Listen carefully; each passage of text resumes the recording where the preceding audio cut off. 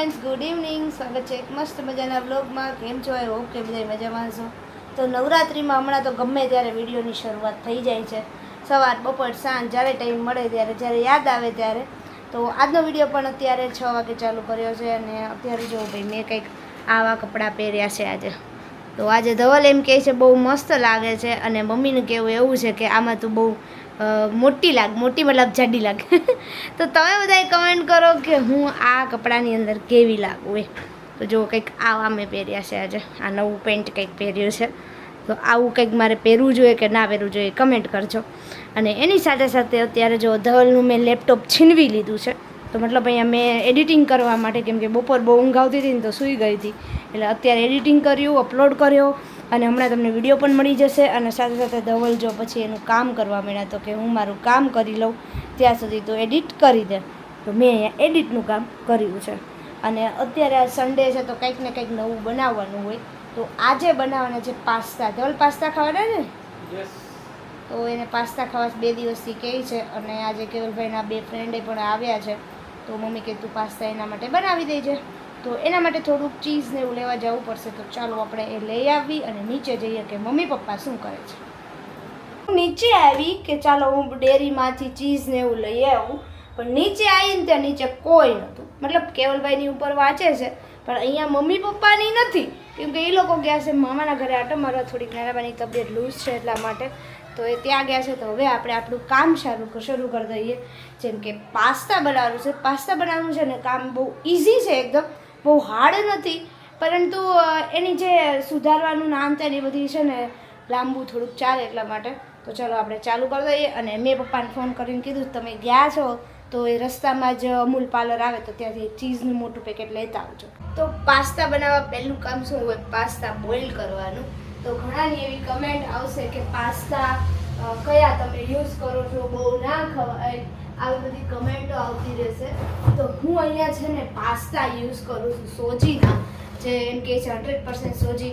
100% ના હોય તો કંઈ વાંધો નહીં, કમસે કમ 50% હોય ને તો પણ આપણે સોજી ના કહેવાય કે 50% તો સોજી ખાધી, 50% જ મેંદો ખાધો. પૂરેપૂરો 100% મેંદો ખાવે નહીં કરતાં 50% વધારે સારો. તો અહીંયા મેં પાસ્તા લઈ લીધા છે. તો આ પાસ્તા હું યુઝ કરું છું, જે અત્યારે બધા મોલની અંદર અવેલેબલ હોય છે. હલ્દીરામ્સના હોય છે. તો આ હલ્દીરામના સોજી પાસ્તા છે, 100% સોજી હોય છે એવા. તો આ રીતના પાસ્તા. તો આખું અમે જ્યારે પણ ડીમાર્ટમાં જઈએ ને તે આખું આ પેકેટ જ લઈ લઈએ છીએ. કિલો કે 500નું હોય છે, મને આઈડિયા નથી. 1 કિલોનું છે, સોરી 500 નથી, 1 કિલોનું છે. અને આની પ્રાઇસ છે 110 રૂપિયા. હા, હલ્દીરામના 110 રૂપિયાની પ્રાઇસ છે. તો આમે સસ્તા પણ પડે અને સારા પણ ખરા એમ. 110 રૂપિયાના આપણે કિલો છે. ના, લગભગ સસ્તા તો નહીં, ખબર નહીં, બહુ આઈડિયા નથી હો યાર. કેમ કે મેંદાના પાસ્તા મેં લીધા એને ઘણો ટાઈમ થઈ ગયો, ત્યાર પછી અમે બંધ કરી દીધા. છેલ્લા 6 કે 8 મહિનાથી હું આ બીજી વખત આ પેકેટ હજી લઈ આવી, હજી તોડ્યું પણ નથી. તો આ પેકેટ આજે તોડવાનું છે ને મસ્ત મજાના આજે પાસ્તા બનાવવાના છે. તો ચાલો પાસ્તા બનાવીએ.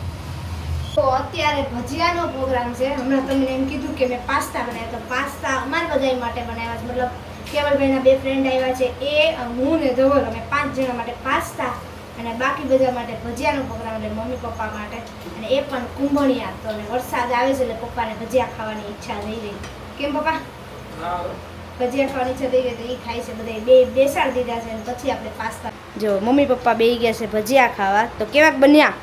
સરસ બન્યા. ચાલો બધા ભજીયા ખાવા. હાલો ભાઈ ભજીયા ખાવા હાલો. વરસાદ ચાલુ થયો છે અને વરસાદ આવ્યો છે ને તો આપણને એમ થાય છે કે હવે નવરાત્રિ કેવી જશે આપણી. તો જોઈએ શું થાય આજે નવરાત્રિમાં.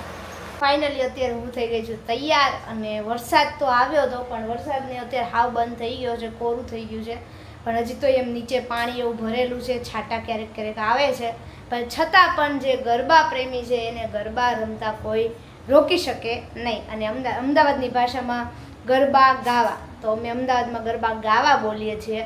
તો ગરબા ગાવાવાળાને કોઈ રોકી શકતા નથી.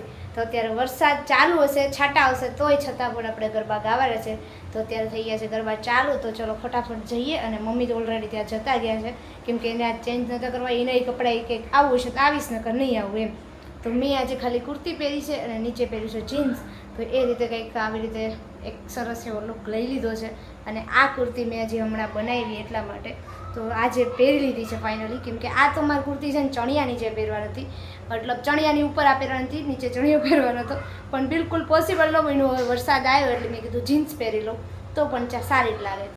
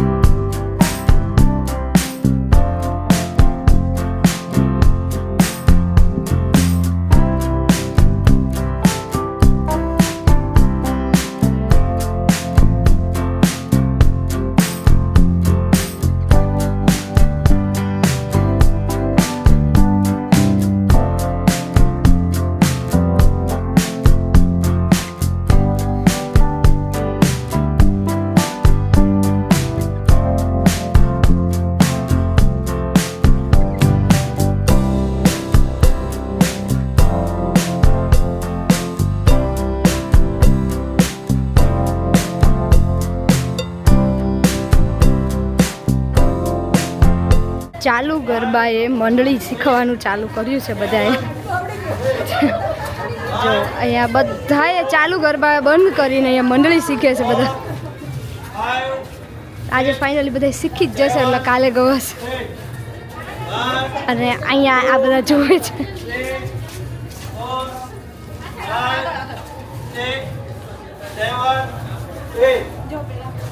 એક પછી એક બધાને જેણે મંડળી ગરબા શીખવાડ્યા તો આ કાનાભાઈ છે, એમને પોતાનું ગરબા ક્લાસીસ ચલાવે છે, હેરિટેજ ગરબા કરીને એનું પેજ પણ છે.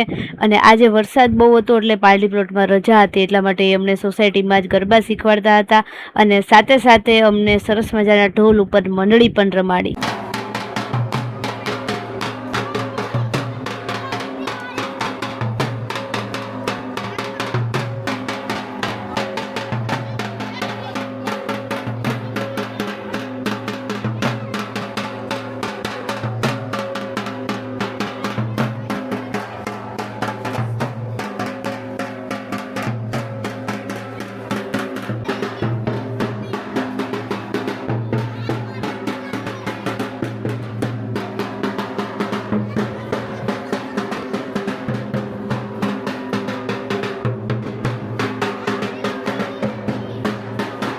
આ રીતે મંડળી ગરબા શીખ્યા ને તો 70% લોકોને મંડળી ગરબા આવડી ગયા છે. અને આ જ સાથે સાથે આપણે અહીંયા છેલ્લે આરતી કરી, બધાએ માતાજીની આરતી કરી અને પછી બધા છૂટા પડ્યા અને ખૂબ મસ્તી અને ધમાલ સાથે વરસાદ સાથે આપણો વિડીયો આપણે અહીંયા એન્ડ લઈએ છીએ. હું ધવલ માટે સમોસાનો નાસ્તો લઈને આવી હતી, આપી ગઈ હતી વચ્ચે જ્યારે નાસ્તો કરાવ્યો ત્યારે.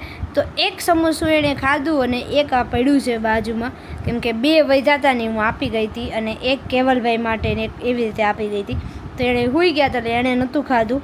અને અત્યારે જો આ સમોસા ખાવા માટે હું અહીંયા બેસી ગઈ છું, કેમ કે હજી આવીને એટલે કીધું કે ચલો હવે થોડુંક વિડીયો એન્ડ લઈ લઈએ અને સાથે સાથે આપણે થોડોક નાસ્તો એક વધ્યું છે આને ફેંકી દેવો એની કરતાં ખાઈ જઈએ, પેટમાં પડ્યું ગણ કરશે એવું વિચારીને. તો ચાલો વિડીયોને એન્ડ લઈ લઈએ. બીજો વિડીયો ગમ્યો હોય તો લાઈક કરો, શેર કરો, સબસ્ક્રાઈબ કરો.